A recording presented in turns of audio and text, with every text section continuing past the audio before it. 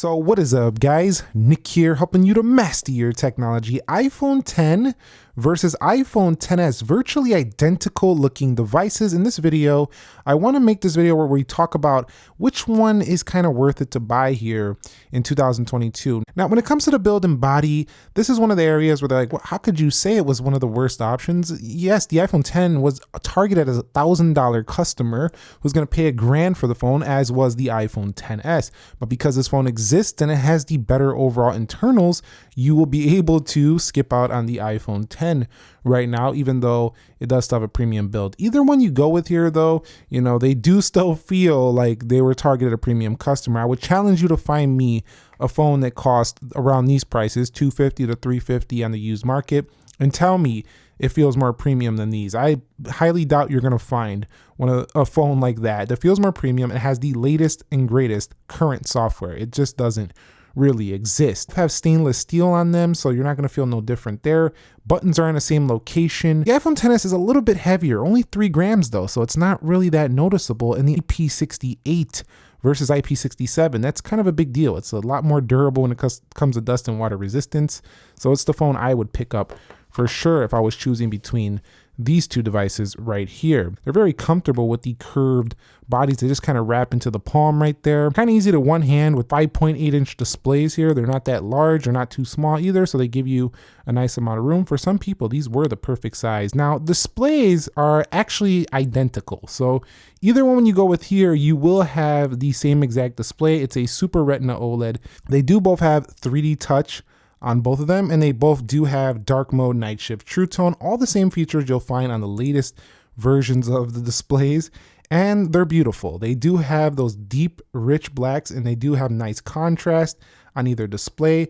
Both are at 458 pixels per inch. So again, for this money, I remember years ago, if you were looking for a secondhand iPhone, you weren't going to find this much sharpness, this much resolution back then. You would be getting something like an iPhone 5S with 326 ppi. But these days, for that same money, look what you're getting. You're getting a phone that was once the highest end on the market. Just a gorgeous overall display on both of them. Now, they both do have the current iOS 15.3 on board. Yes, you heard that right, the latest version. You might not even update it yet, but I would highly recommend you update to this version, as there was a Safari vulnerability that could have really messed you up, got your Google ID and everything. So do this update if you haven't already, but this is amazing. We're talking about near a 5-year-old phone here on the iPhone 10 and 4-year near on the iPhone XS, and they're still running the latest and greatest, and it happens in an instant, and it still runs good. The battery hasn't taken too much of a hit on either of these. They still perform quite good even with their batteries, provided you do have a good battery health. But the reason why the XS is the move is because it has more software support. Other than that, though, it's pretty astonishing that you could use this phone right now and actually have the same experience as an iPhone 13 Pro user. This shows why iPhones are worth it for a lot of people. iOS is so efficient, it doesn't really require, as much power as the chipset marketing of Apple would make you believe, but that's why it's great to have it, because it keeps them running and humming along for a very long time. And performance is not identical, though. There is a very good reason to choose the iPhone XS over the iPhone 10, and that is 4 gigabytes of RAM. This is the sweet spot for at least sustained performance. You'll find more apps reloading here on the iPhone 10 due to its 3 gigs of RAM. Over here, Apple A12 Bionic, it's clocked higher too, 2.49 gigahertz, and this also has a 4-core GPU. This one, A11 Bionic, 2.39 gigahertz, and a 3-core GPU. All you need to know is that the iPhone XS can hold more applications in the background, and it also will have better long-term performance than the iPhone 10. The truth is, though, day to day, if you're just running basic applications, either of these ones will be able to load up stuff very quickly. You don't really see the performance improvements on the XS until you start, kind of just running a ton of stuff at once. But even right now, you'll see it just loads stuff a little bit faster. That's again attributed to the Apple A12 Bionic versus the A11 Bionic. So also, I will say that when I'm gaming or trying out some applications, I find that the iPhone 10 does tend to warm up a bit more, showing that it's a little bit less efficient. The iPhone XS stays a little bit cooler, but both of these under intense use can get quite warm. Honestly, day-to-day performance is good on both for regular usage, but the iPhone XS, better in games, better GPU, better clock speed, better RAM, it's the one to get. I mean, for a little bit more, why would you pick the 10? Now, when it comes to storage, the iPhone 10 and XS both offer you up 64 gig as the starting. So stay away from that storage capacity if you plan to keep this any extended period of time. Heck, you might even have so much stuff in your iCloud account that you'll just drain the storage just signing in. So stay away from this model. The only reason I got 64 here is because I went with 256 gig on my more often used iPhone XS Max. Now, when talking about the cameras, they are nearly identical when you take a look at a spec sheet. Some people would say, well, what the heck's the difference? I don't really see. It's a dual 12 megapixel camera. They look exactly the same on the rear. There is a major difference, and it's in the way of smart HDR. It makes the photos pop a lot more. It does a better job at processing, and there's smart HDR that's carried on all the way up into this day into Smart HDR4 on the current iPhones. But overall, it just gives a more vibrant, popping photo. The photos tend to look a little more dull on the iPhone 10 versus the iPhone XS. In addition to that, I'm noticing that you do get these iPhone 11 Pro, the iPhone 12 Pro, the iPhone 13 Pro like features where you can change aspect ratios. It just has that more updated look right here on the iPhone XS. In addition, you do have a better front-facing camera as well. Even though they're both at that 7 megapixel, we have HD60, and the camera just looks better. It's got that same more dull look on the iPhone 10.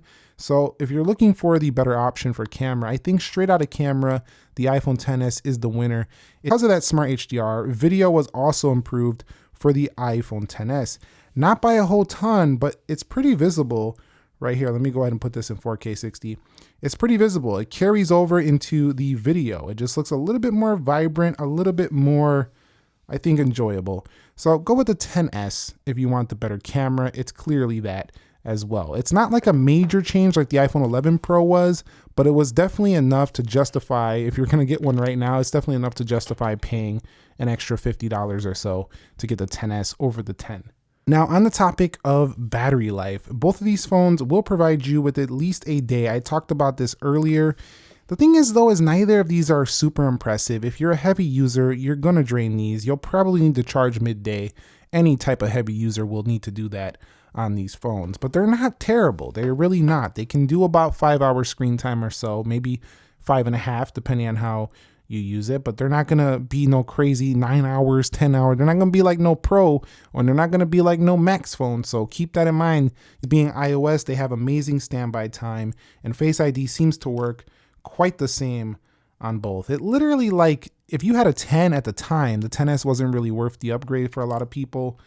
But if you're buying one now, just get the XS. Audio performance didn't really change too much. They both featured speakers at the bottom and up at the top here. Phone call quality, neither of these are impressive. They actually both have some pretty average reception. Depending on where you're at, you might not get any reception. I found multiple times that the bars would drop down to 1 or 2. 5G doesn't seem to be widespread for everybody at this point, so not even having access to it, the full true 5G in a lot of areas means that 4G phones are still kind of relevant. You can still use them just fine. Price differences aren't too much these days, and honestly, if I had to pick one, I would just go with the iPhone XS. It's a true S phone. I put this in my worst recommendations a few other days ago because it's gonna be out of support pretty soon, and you know, it's not much more to just go with this souped up version of the iPhone XS. And I know it seemed like, how could you put that on the list? Like, this was a very premium made phone, Nick. It has OLED. It's a beautiful device right here. This is your reason. This is your answer right here. This is why it went on my list, because there's been 4 iterations of upgrades over the iPhone 10, and they all considerably upgraded over this phone. But if you're gonna buy the iPhone 10 anyway, regardless, that's fine too. It is your choice. I'm not telling you got to do something. I'm just saying this is how I feel about it.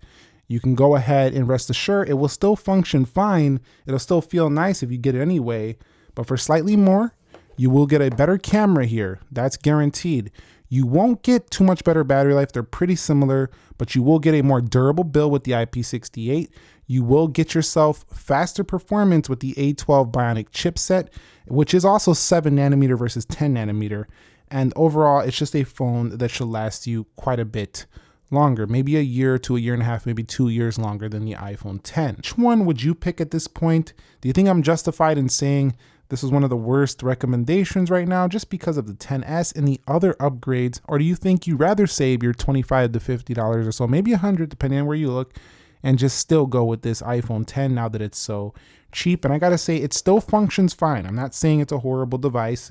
For regular day-to-day apps, no problem. iOS is buttery smooth on these devices. They've been on Bionic chips for a long time, but it's just not a good value at this point. But overall, the iPhone XS, it's just the better value. Thumbs up if you found the video helpful, entertaining, informative. I'd like to hear what you got to say down below. Subscribe if you haven't already. Nick here. Be sure to be well. I will catch you all in the next episode, and peace.